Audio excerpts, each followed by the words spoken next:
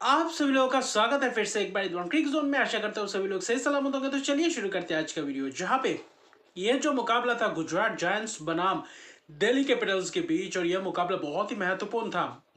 हालांकि दिल्ली कैपिटल्स तो पहुंच चुकी थी टॉप थ्री में, हालांकि प्लेऑफ में, लेकिन गुजरात जायंट्स के पास ये मौका था कि यहाँ से क्या टॉप थ्री के रेस में बरकरार रख पाएंगे। अगर इसलिए रहना है तो यह मुकाबला जीतना बहुत ही जरूरी था। और यहाँ पे जो शुरुआत था, दिल्ली कैपिटल्स ने कुछ अलग ही शुरुआत दिखाया था। बल्लेबाजी में थाकर अंदाज में बल्लेबाजी करते हुए नजर आए दोनों ही सलामी बल्लेबाजों ने।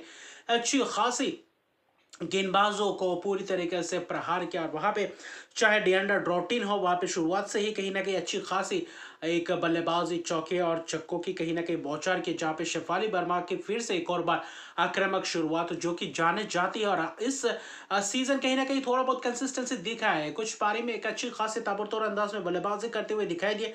जो स्टार्ट चाहिए था दिल्ली कैपिटल्स को वही करके दिखाया था, और दोनों ही सलामी जोड़ी के बीच एक शानदार साझेदारी की शुरुआत है, जहां पे 83 रन की एक जबरदस्त शुरुआत। और शेफाली वर्मा ने 40 रन बनाए थे 27 गेंदों में। और मैग्नस सिंह ने चलता किया और कैच डिबेट, हालांकि आज जबरदस्त कैचेस पकड़े गए। फॉब लिचफील्ड, एनाबल सदरलैंड ने जबरदस्त कैचेस पकड़े। दूसरे इनिंग्स में भी अच्छी खासी कैचेस का मुजाहरा दिखाई दिया। तो एक अच्छी खासी फील्डिंग का स्तर बढ़ता गया है कहीं ना कहीं ये सीजन दर सीजन WPL में। और मैग्नस सिंह ने कहीं ना कहीं शुरुआत किया था विकेट चटकाने का, वहां पे सफल भी रहे थे। और कहीं ना कहीं वहां पे कुछ विकेट से चटकाया, जिसके कारण पहला विकेट गिरने के बाद जस जोनासन का विकेट गया।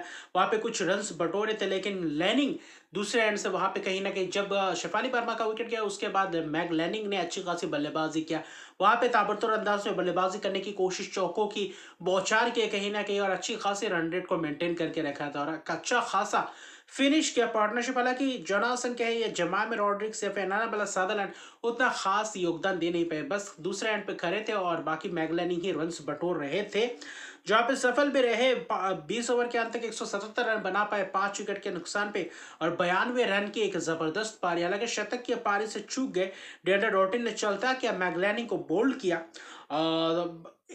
वरना एक अच्छी खासी फिर से एक और बार प्रदर्शन। हालांकि मैगलैनिंग एक तजुर्बेकार खिलाड़ी है, कप्तानी पारी खेला दिल्ली के लिए, और जो चाहिए था दिल्ली को वही कारनामा करके दिखाया। जो शुरुआत मिला था शेफाली वर्मा से, उसको अच्छी खासी तब्दील किया। मैगलैनिंग ने 92 रन की 57 गेंदों में एक जबरदस्त पारी, एक छक्के भी लगाए थे 15 चौकों की मदद से।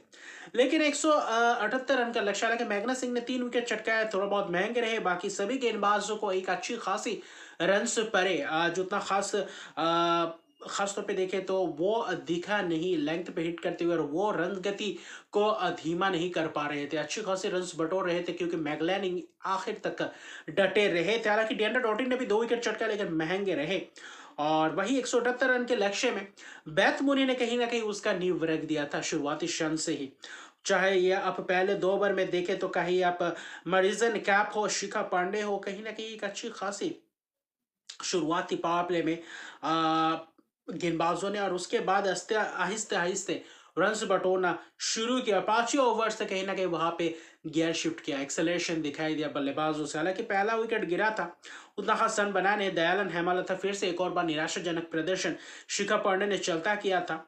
लेकिन बैथ मोनी और हार्दिक देओल के बीच जो पार्टनरशिप हुआ, जो पार्टनरशिप मैग लैनिंग और शेफाली वर्मा ने किया था, वैसा ही कुछ पार्टनरशिप इस विकेट ने किया दूसरे विकेट के लिए। और वहां पे कहीं ना कहीं एक अच्छी खासी रन रेट को बरकरार रखा था। करीबन करीबन 10वें ओवर में 100 रन के करीब चाहिए थे। ऐसा लग रहा था कि अगर विकेट नहीं चटका पाएंगे तो गुजरात जायंट्स एक आसानी से मुकाबला जीत सकते हैं। वहां पे बैथ मुनी का हालांकि विकेट गया, एक अच्छी खासी कैच नबाला सदरलैंड द्वारा मिनुमनी ने चलता किया। 44 रन की पारी 35 गेंदों में, जो कि एक नींव रख दी थी। और शानदार पार्टनरशिप, कहीं ना कहीं 85 रन की एक बहुत ही 84 रन की एक बहुत ही जबरदस्त पार्टनरशिप। और यहाँ पे हरलीन देओल ने फिर से दूसरे तरफ से ये जो पारी को संभाला, कहीं ना कहीं वहां से रन गति अच्छी खासी रन रेट को बरकरार रखा। दूसरे एंड से एशले गार्डनर है, कुछ शॉट्स लगा थोड़े बहुत, जहां पे हरलीन देओल फंस रहे थे वहां पे एशले गार्डनर ने कुछ छक्के के मदद से कहीं ना कहीं रन रेट को अच्छी तरीके से बरकरार रखा, और वहां पे काबू में रखा रिक्वायर्ड रन रेट को, जिसके कारण आगे बढ़ सकते थे विकेट हाथ में रखकर। हालांकि एशले गार्डनर का भी कैच मिन्नू मनी ने पकड़ा, शिखा पांडे ने चलता किया जबरदस्त अंदाज में मिड विकेट के हाथों में कैच। 22 रन बनाए 13 गेंदों में एक कैमियो पारी। डिएंड्रे डॉटिन ने भी वैसे ही कुछ कैमियो पारी खेला, 10 गेंदों में 24 रन वहां पे चाहिए था। ये तो पारी कहीं ना कहीं महत्वपूर्ण था। हर्लिन दोयल के पारी तो एक अनोखी पारी थी, लेकिन दूसरे एंड से एशले गार्डनर और डिएंड्रे डॉटिन की थोड़ा बहुत तेजी से रन्स बटोरने की कोशिश वहां पे सफल हुआ, और वहां पे 2 छक्के 2 चौके लगाए डिएंड्रे डॉटिन ने, 2 छक्के एशले गार्डनर के बल्ले से भी दिखा, और वहां पे कहीं ना कहीं रनगति बढ़ा। लेकिन आखिरी के जो 18वें ओवर के आखिरी 2 गेंद थे वहां पे जस जोनासन ने कहीं ना कहीं वहां पे चलता किया था डिएंड्रे डॉटिन और फॉब लीचफील्ड को। वहां पे ऐसा लग रहा था कि यहाँ पे मैच फंस सकता है, क्योंकि हर्लिन देओल अच्छी खासी रन्स बना रहे थे। उसके बाद कहीं ना कहीं वहां पे छक्का, डिएंड्रे डॉटिन के आने के बाद हर्लिन देओल ने भी छक्का लगाया था। फिर वहां पे रन्स उतना खास चाहिए नहीं था, करीबन करीबन आखिरी ओवर में अगर आप खास तौर पे देखें तो वही 7 रन के करीब चाहिए था।